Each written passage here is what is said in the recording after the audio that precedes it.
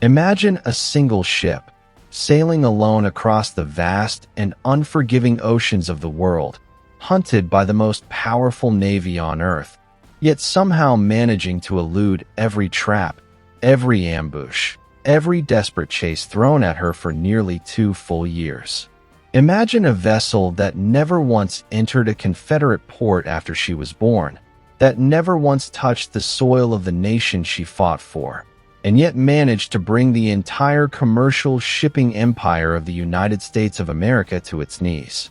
Imagine sailors from a dozen different nations, bound together under a black and gray warship, flying the flag of a government that was already bleeding out on the battlefields of Virginia and Tennessee, yet striking fear into the hearts of merchants from Boston to Bombay, from New York to Singapore.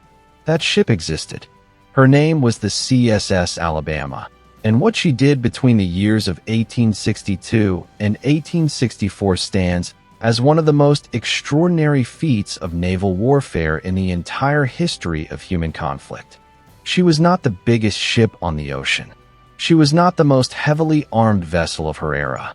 She did not fight in the great set-piece naval battles that historians love to write about. Instead, she did something far more dangerous, far more cunning, and ultimately far more consequential. She became a ghost. She became a predator. She became a legend. And tonight, we are going to follow her from the moment of her secret birth in the shipyards of England, across the rolling gray waters of the Atlantic, down into the burning tropics of the Caribbean, around the Cape of Good Hope and into the Indian Ocean, all the way to her final, glorious, heartbreaking battle off the coast of France, where she went down fighting with her guns still blazing and her colors still flying. This is the story of the CSS Alabama. Sit back, because this is going to be a long ride. To understand what the Alabama meant and why she mattered so profoundly, you have to understand the world she was born into. The year is 1861. The United States of America has just torn itself apart in the most violent and consequential political rupture in its history. 11 southern states have declared themselves a separate nation, the Confederate States of America, and the two sides are now locked in a war that will ultimately cost more than 600,000 lives. The Union, led by President Abraham Lincoln, holds almost every advantage you can imagine. It has a larger population. It has a more developed industrial economy. It has the established government, the established army, and crucially, it has the United States Navy, one of the most formidable naval forces on the planet. The Confederacy, by contrast, has almost nothing when it comes to naval power. Its coastline stretches for thousands of miles, but it has almost no warships to defend it. Its rivers are highways for Union gunboats pushing deeper and deeper into Confederate territory. And its ports, the vital arteries through which cotton goes out and weapons come in, are being strangled one by the Union blockade. The Confederate Secretary of the Navy, a brilliant and somewhat underappreciated man named Stephen Mallory, looked at this situation and understood something very clearly. The Confederacy could not build a conventional navy capable of challenging the Union fleet head-to-head. It simply did not have the shipyards, the iron foundries, the skilled workers, or the time. But Mallory was a student of naval history, and naval history had taught him that there was another way to fight a naval war. You did not have to destroy the enemy's warships to hurt them.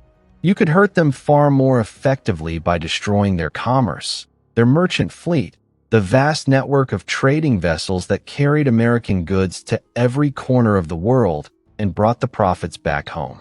This strategy, known as commerce raiding or guerre de course in the old French naval tradition, had been used with devastating effect by the French against the British in the previous century.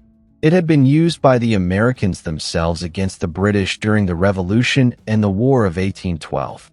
And now Mallory intended to use it against the Union, and he intended to do it on a scale never before attempted. The problem was building the ships. The Confederacy's own shipbuilding capacity was woefully inadequate. But Britain was a different story entirely. Britain had the finest shipyards in the world, and Britain, despite officially declaring neutrality in the American conflict, had a complicated and deeply ambiguous relationship with both sides. The British textile industry depended enormously on Southern cotton, and powerful elements of British society were deeply sympathetic to the Confederate cause. If the Confederacy could somehow arrange to have ships built in British yards, those ships could become the weapons Mallory needed.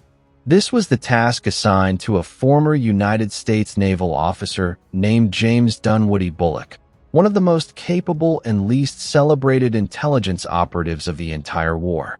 Bullock arrived in Liverpool in the summer of 1861 with Confederate gold, Confederate instructions, and Confederate ambitions, and he set to work immediately.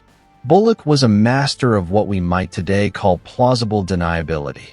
He understood that Britain's neutrality laws technically prohibited the construction of warships for belligerent powers in British yards, but he also understood that those laws had gaps in them, gaps that a clever man could exploit.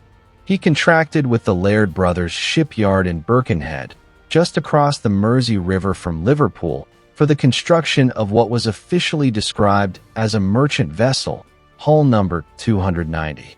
The vessel was given no Confederate markings, no Confederate armaments, nothing that would openly identify it as a warship. On paper, it was simply a commercial steamer being built for an anonymous buyer. In reality, it was being constructed to very specific naval specifications, with the internal structure and machinery of a dedicated warship. It was built for speed, for endurance, and for combat. The Union consul in Liverpool, a sharp and increasingly desperate man named Thomas Dudley, knew exactly what was being built at Laird's Yard. He had spies watching the construction, gathering evidence, reporting back to Washington and to the American ambassador in London, Charles Francis Adams. Adams made formal representations to the British government, demanding that hull 290 be seized before it could sail, and the British government actually began to waver.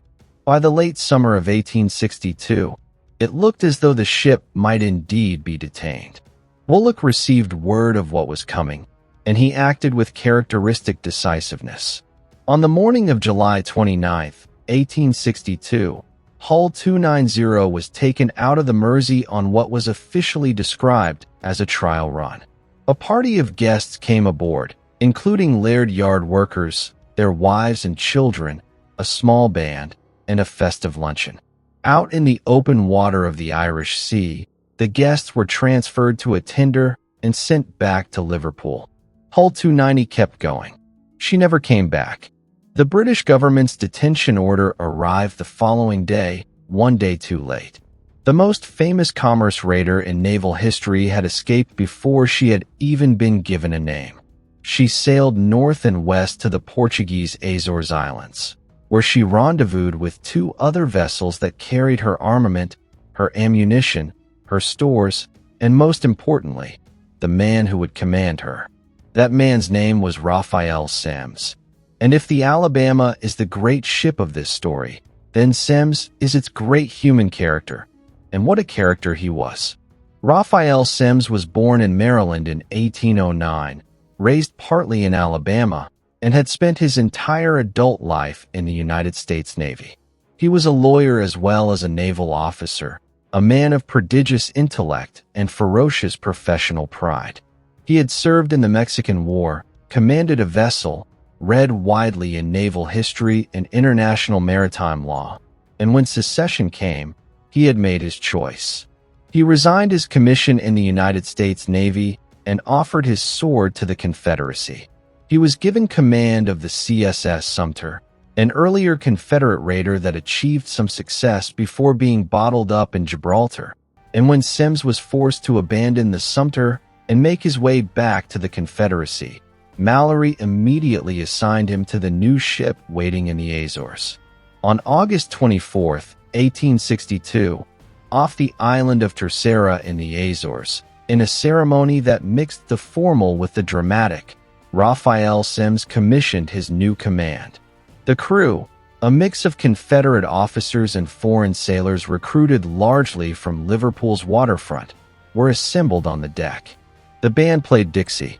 The Confederate battle flag was hoisted to the masthead, and Semmes read his commission, declaring the vessel a warship of the Confederate States of America. He gave her the name that would echo around the world for the next 2 years.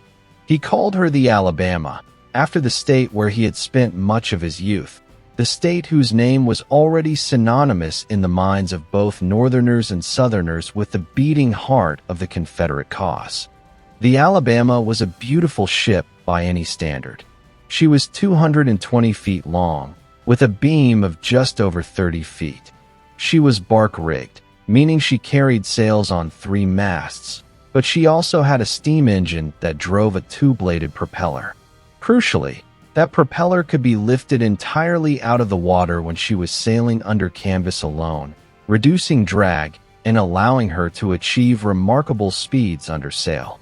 She could make 13 knots under steam, which was fast for the era, and under a good wind, she could do even better. She was armed with 8 guns, a mixed battery that included 2 pivot guns, a large 100-pound Blakely rifle on the bow, and a massive 8-inch smoothbore on the stern, plus 6 broadside guns. She was not a ship of the line. She was not designed to fight other warships on equal terms. She was designed to hunt merchantmen, and for that purpose, she was as close to perfect as any vessel that ever floated. Her crew was a remarkable and genuinely diverse collection of men. The officers were almost entirely Confederate, men who had resigned from the United States Navy or had served in the tiny Confederate Naval Service. But the enlisted crew was something else entirely, a rolling international community of British, Irish, Dutch, French, Spanish, and sailors of a dozen other nationalities, men drawn to the adventure and the pay rather than to any particular political cause. Semmes had to be careful. Under international law, recruiting British subjects into a belligerent navy on British soil was itself a violation of neutrality. So the men were technically signed on as merchant sailors and were given the opportunity to transfer to the naval service once they were at sea and well beyond the reach of any British authorities who might have objections. Most of them did. The Alabama at any given time carried around 140 men, and she would sail with that crew, rotating through attrition and the occasional addition of captured sailors who chose to ship aboard for the entirety of her career. Semmes was a demanding commanding officer by any standard of the era. He was strict, sometimes ruthlessly so, about discipline. He expected professional excellence from his officers and obedience from his crew, and he could be cold and cutting when either fell short. But he was also a man who inspired fierce loyalty in those who served with him, in part because he consistently delivered results, and in part because his personal courage was absolutely beyond question.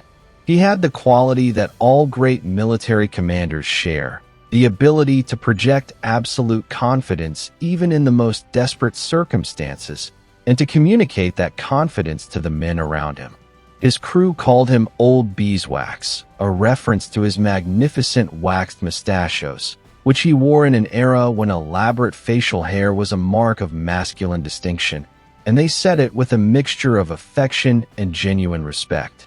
The Alabama's first hunting grounds were the waters of the North Atlantic, specifically the shipping lanes around the Azores and the Grand Banks of Newfoundland.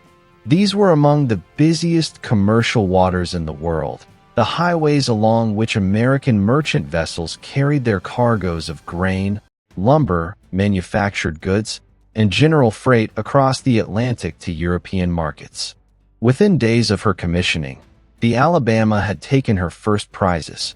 The method was simple and devastatingly effective. The Alabama would sight a vessel, approach it, identify it as American by flying a false flag, usually British, and then at the moment of boarding, run up the Confederate ensign. The prize crew would examine the ship's papers to determine whether the cargo was American property, which could be seized, or neutral property, which had to be protected. If the ship was an American vessel carrying American cargo, she was condemned as a prize of war, her crew was taken prisoner and kept aboard the Alabama, and the ship was burned.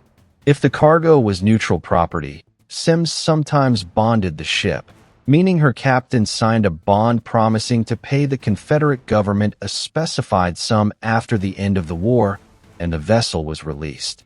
But burning was far more common, and the bonding practice was somewhat fanciful since the Confederate government never collected on those bonds.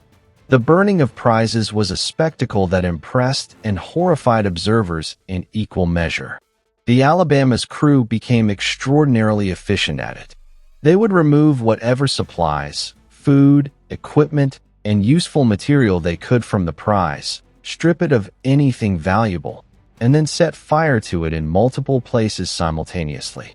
At night, a burning ship was visible for miles across the water, a column of fire and black smoke rising against the stars, and the Alabama's crew grew accustomed to sailing away from these pyres with a kind of professional detachment that struck many observers as deeply unsettling.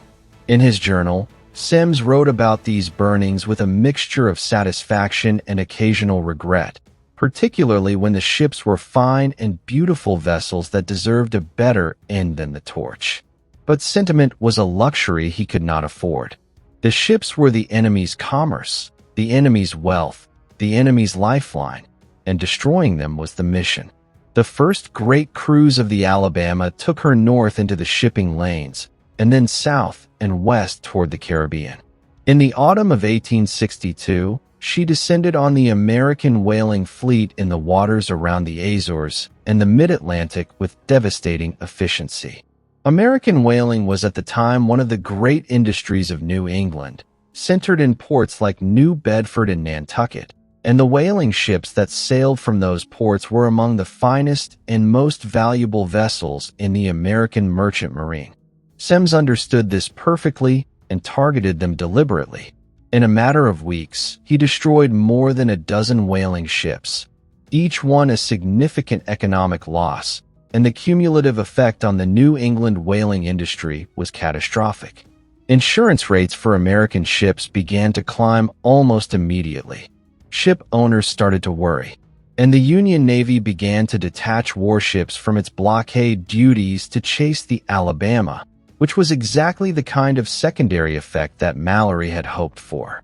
The Union's response to the Alabama problem was vigorous but frustratingly ineffective, and the reasons for that ineffectiveness tell us a great deal about the nature of oceanic warfare in the age before telegraphs crossed the seas, before radio, before any of the communications technology that would make such hunting possible in later centuries.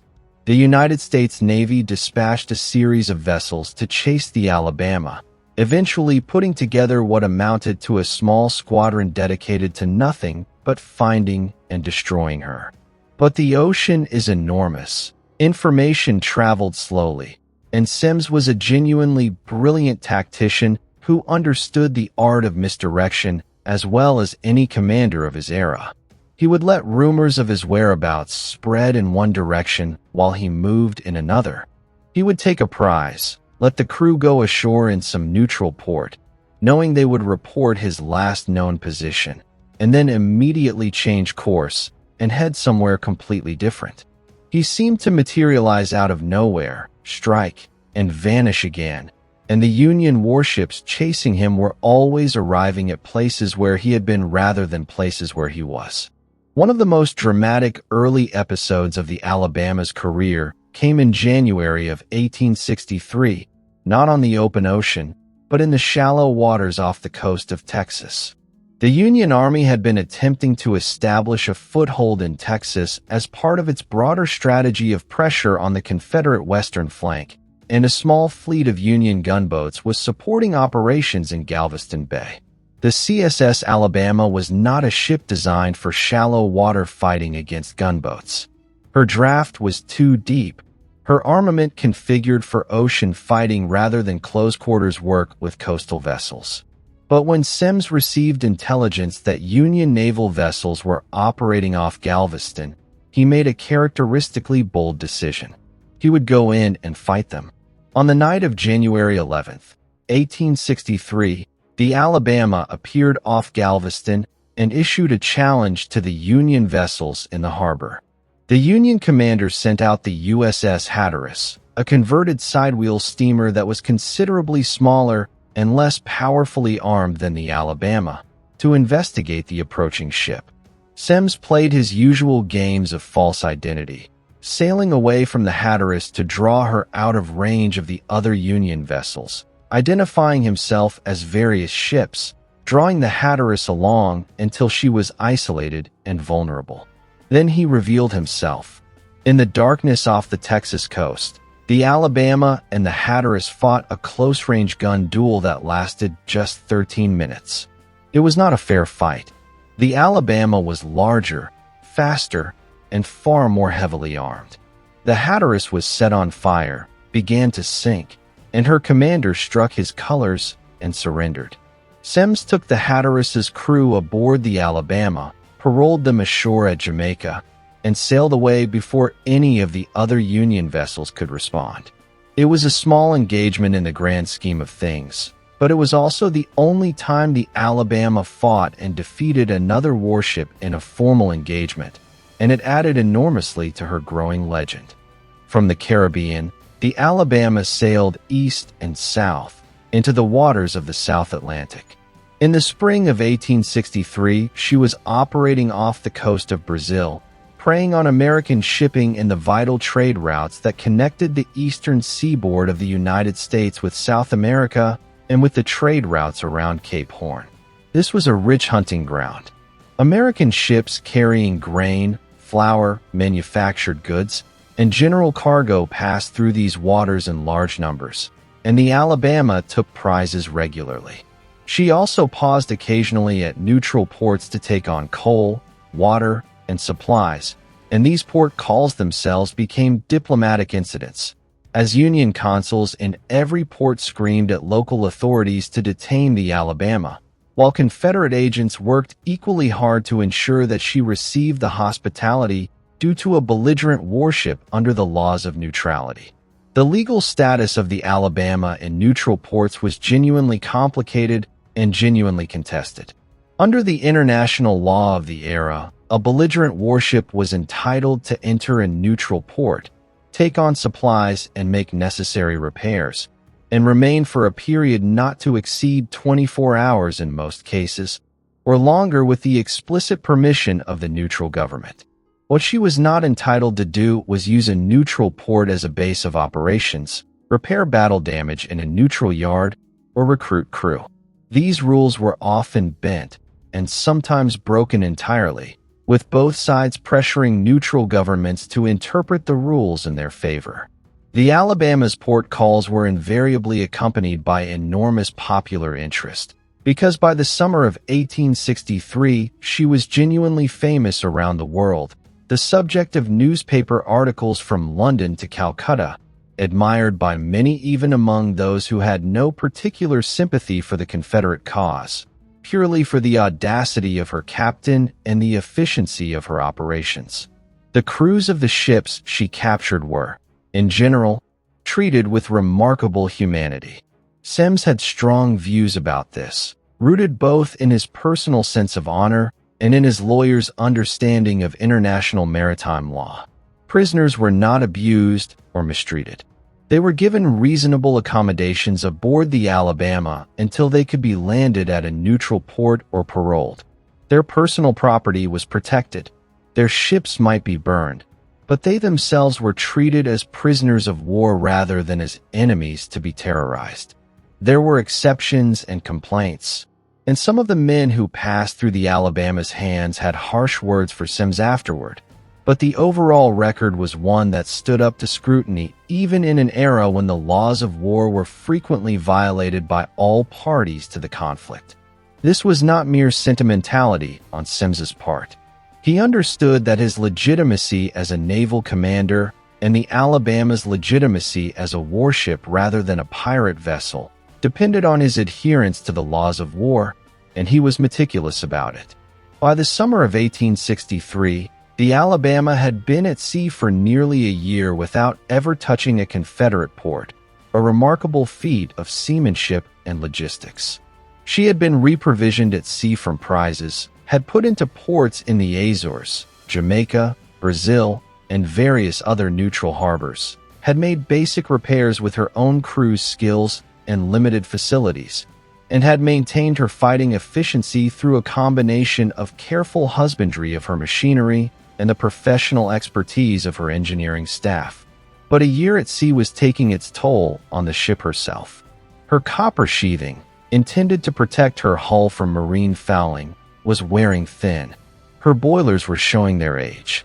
Her hull was accumulating the barnacles and weed growth that slowed even the fastest ships.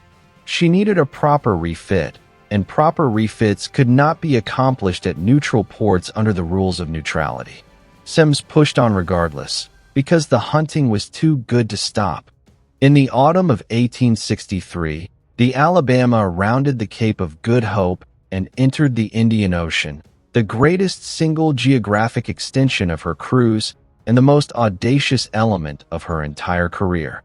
The Indian Ocean was not just another hunting ground.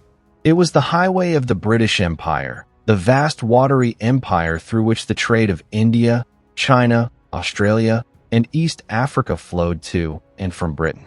American merchant shipping used these routes too, and the Alabama's appearance in these waters sent shockwaves through the entire commercial world of the Eastern Hemisphere.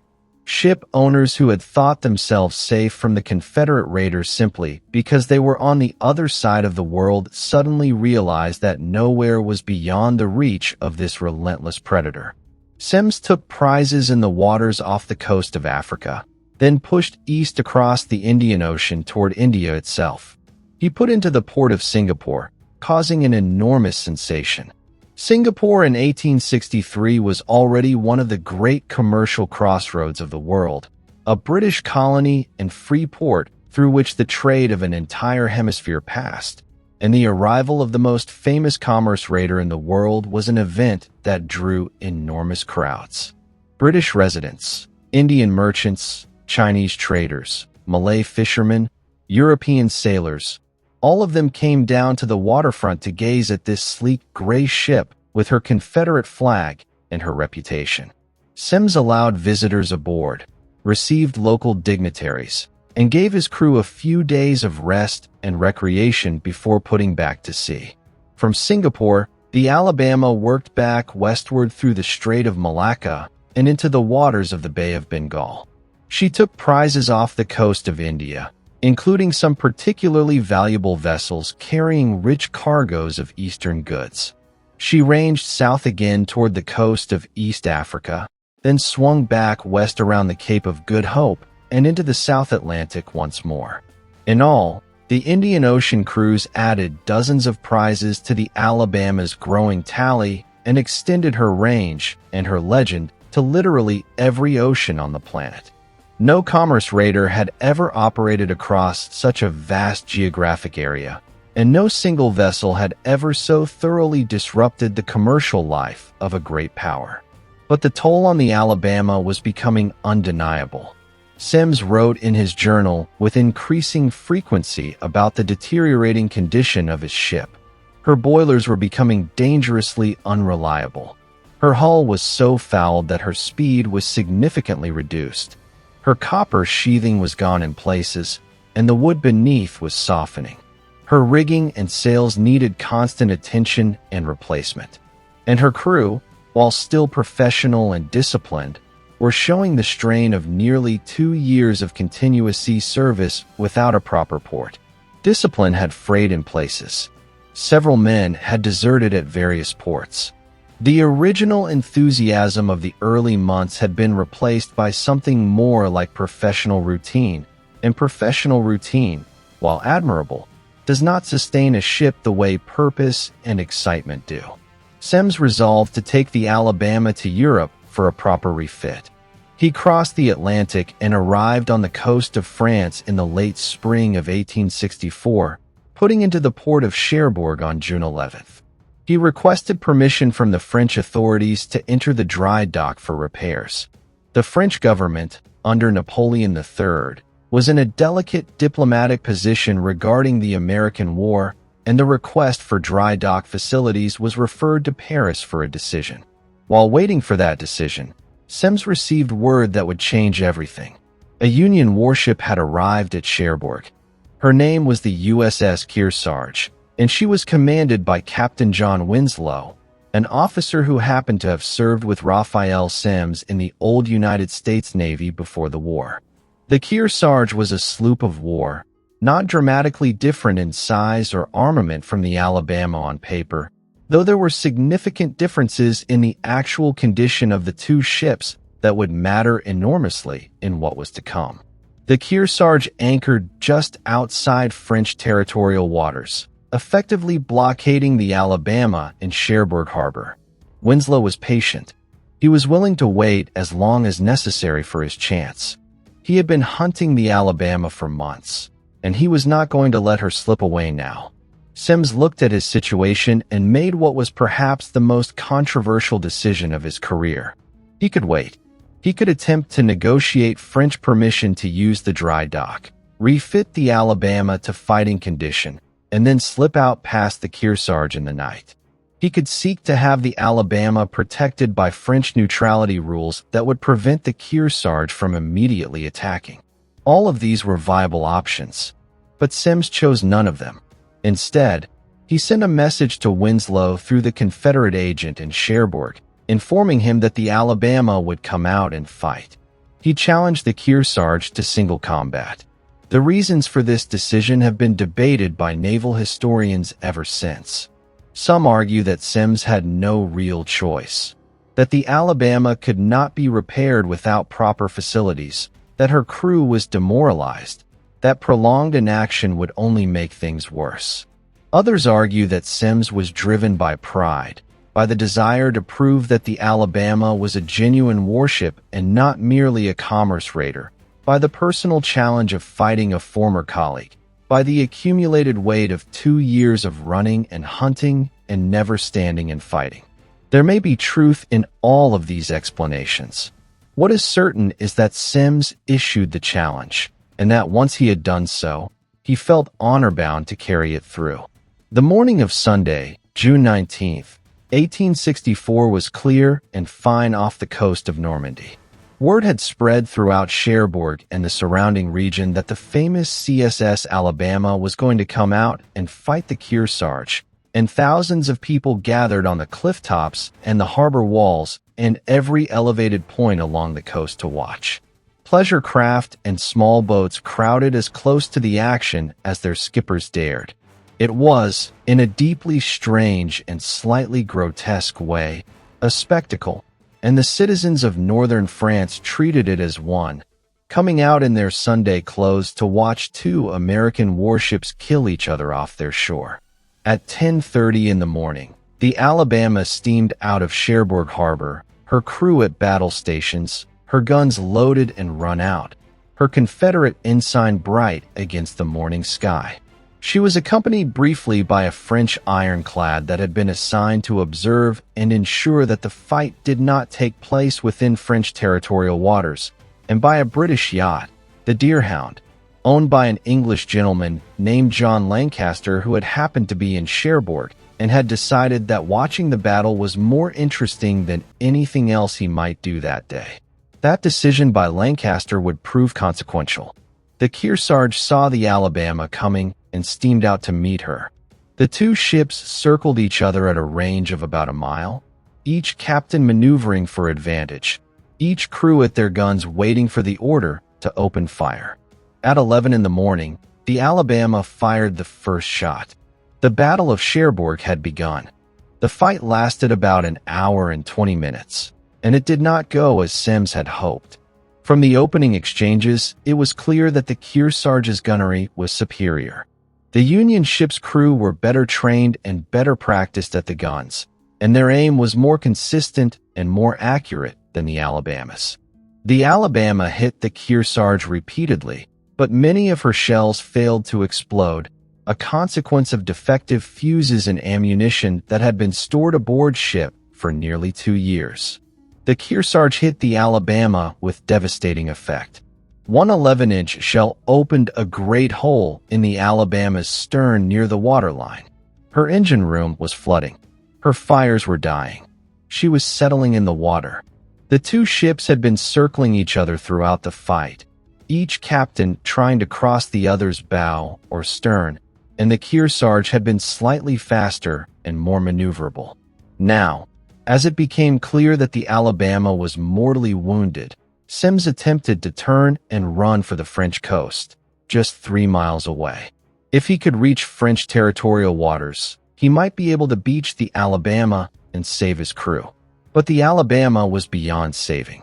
She was sinking too fast. Water was pouring in through the shell holes in her hull. Her decks were awash. Her guns were silent. Her men were abandoning their stations. Raphael Semmes gave the order to lower the boats and abandon ship. He ordered his surgeon to haul down the Confederate ensign as a signal of surrender, and he threw his sword into the sea rather than surrender it to the enemy. The Alabama went down stern first, her bow rising briefly above the water and then following the rest of her into the depths. She sank in approximately 60 feet of water about 6 miles off the coast of Cherbourg, and when she was gone, the Battle of Cherbourg was over. The human cost of the battle was modest by the standards of the Civil War. The Kearsarge suffered only 3 men wounded, none fatally. The Alabama lost 9 men killed in the battle, and a further 12 drowned when she went down. The rest of her crew, some 80 men in the water, awaited rescue. And here the English yacht Deerhound played her unexpected and controversial role. Lancaster sailed the Deerhound in among the survivors and began picking up men from the water. He rescued Semmes himself, pulled from the sea by a boat from the Deerhound, and brought aboard the yacht, where he was found to be wounded but alive. And then, rather than transferring his rescued men to the Kearsarge as prisoners of war, as Winslow expected and demanded, Lancaster sailed the Deerhound away to Southampton, England, carrying Semmes and approximately 40 of his officers and crew to safety and freedom. Winslow was furious.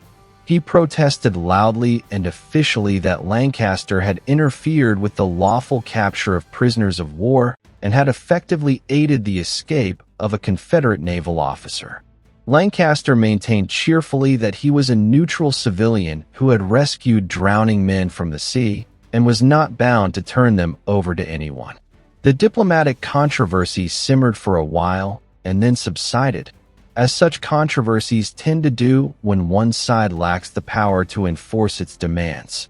Semmes reached Southampton, was lionized by Confederate sympathizers and naval enthusiasts throughout Britain, wrote a detailed account of the battle, and eventually made his way back to the Confederacy. He was promoted to Rear Admiral and given command of the naval defenses of the James River, where he served until the very end of the war. The wreck of the CSS Alabama lay on the bottom of the English Channel for over a century, slowly being buried by silt and marine growth. She was rediscovered in 1984 by a team of French Navy divers, and subsequently extensively surveyed and partially excavated in joint operations by French and American archaeologists.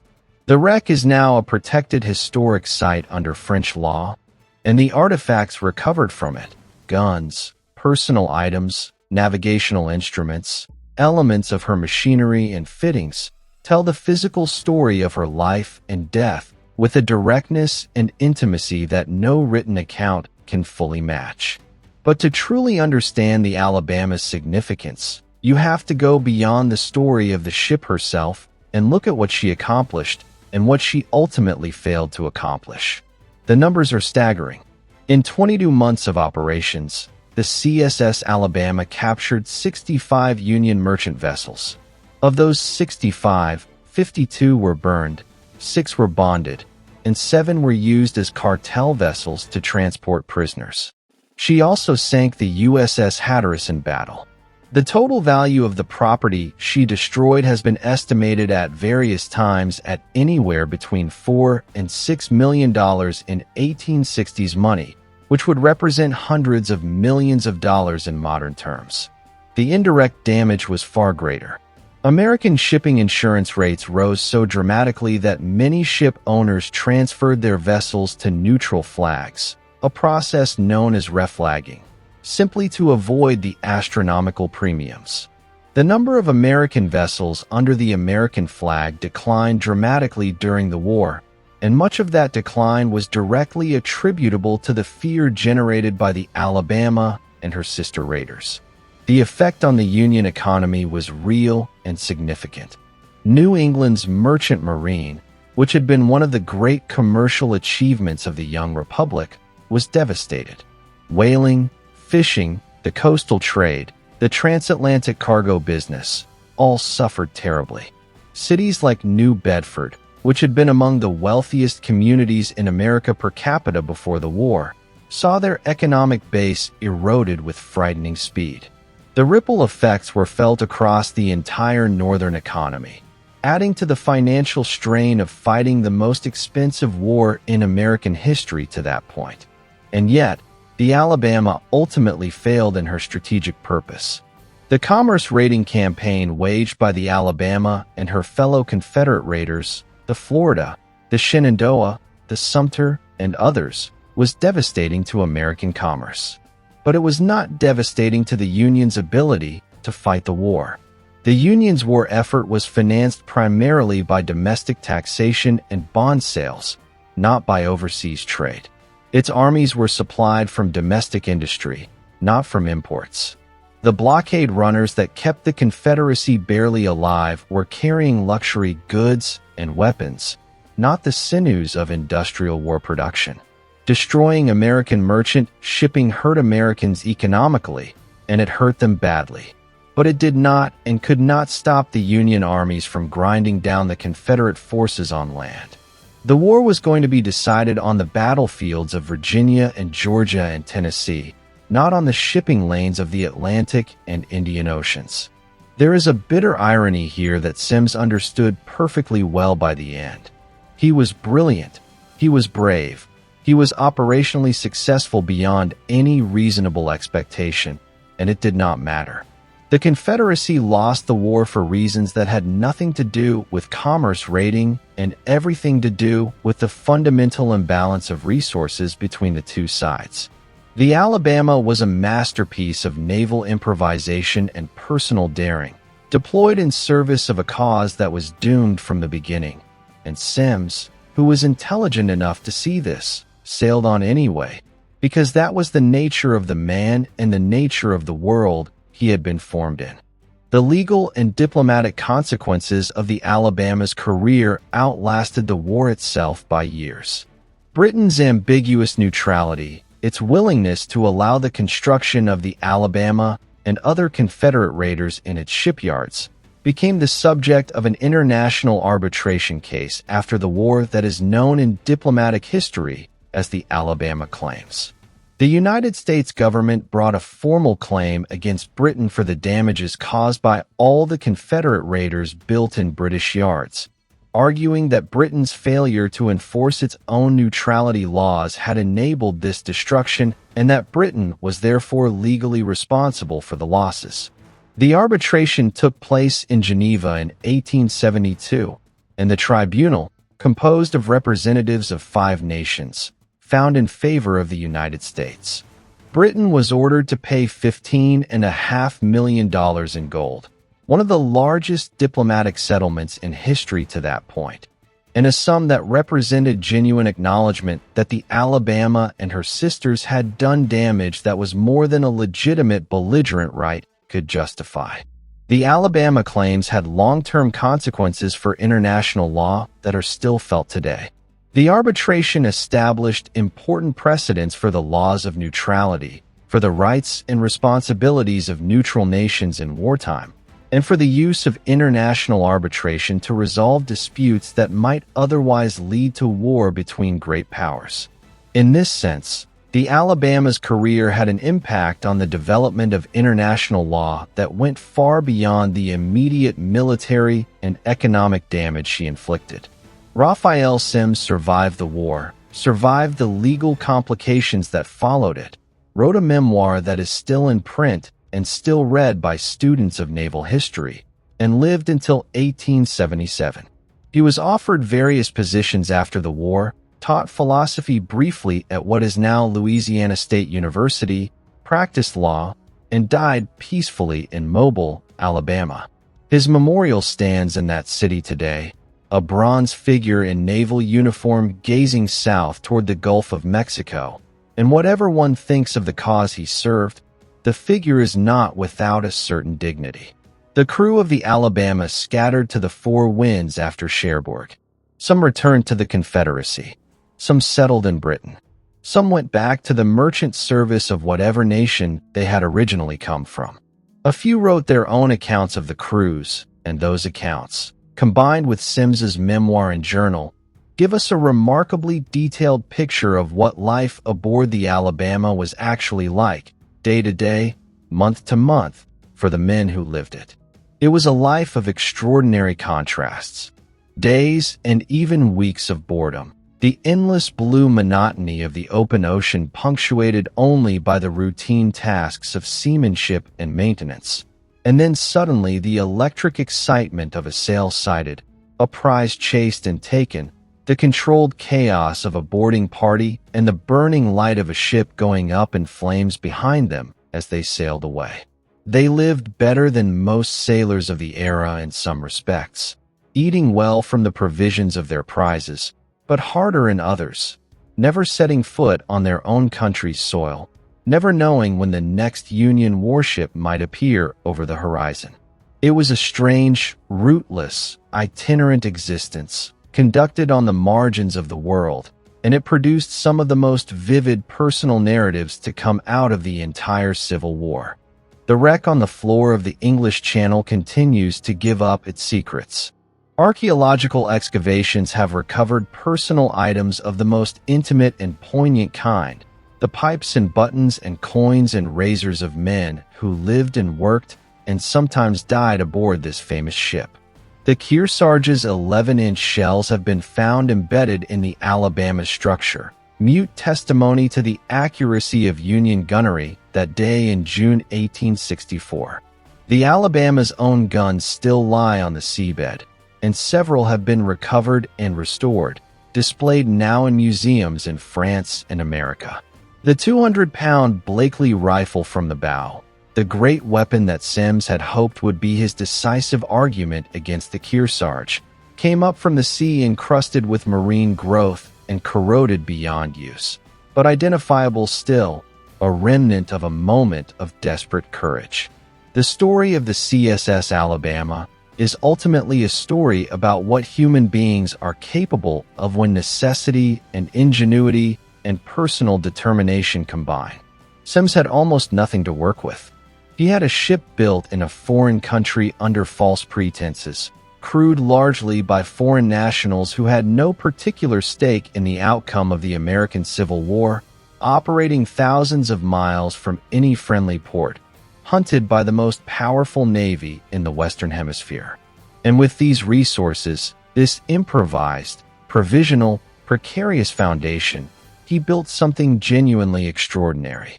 He built a naval campaign that disrupted the commerce of a great nation across 4 oceans, that influenced the diplomatic calculations of every major power in the world, that established legal precedents still embedded in international law today, and that produced one of the great personal narratives of naval heroism and ingenuity in the entire history of the sea. Was the Alabama a pirate? The Union government certainly called her one, loudly and repeatedly. The Confederate flag she flew was the flag of a government not recognized by any major power.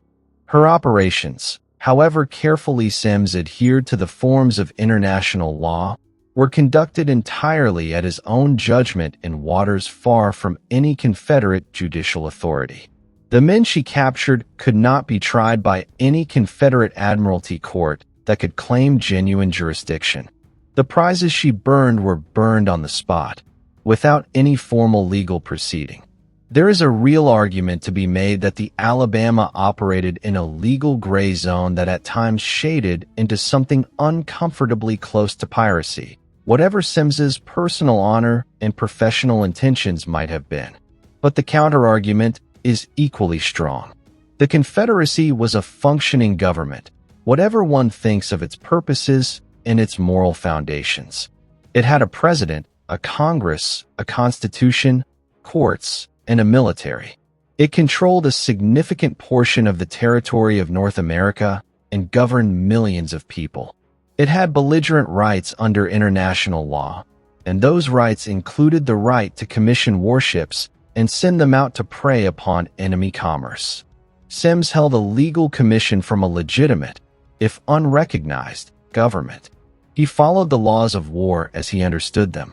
His prizes were properly condemned under the standards of his time. On this reading, the Alabama was not a pirate ship but a warship, operating in unusual circumstances with unusual methods, but a warship nonetheless. The question matters less than the story, and the story is one that has never lost its power to fascinate, because it combines everything that makes naval history irresistible. There is the ship herself, beautiful and deadly and doomed. There is the commander, brilliant and complex and ultimately tragic.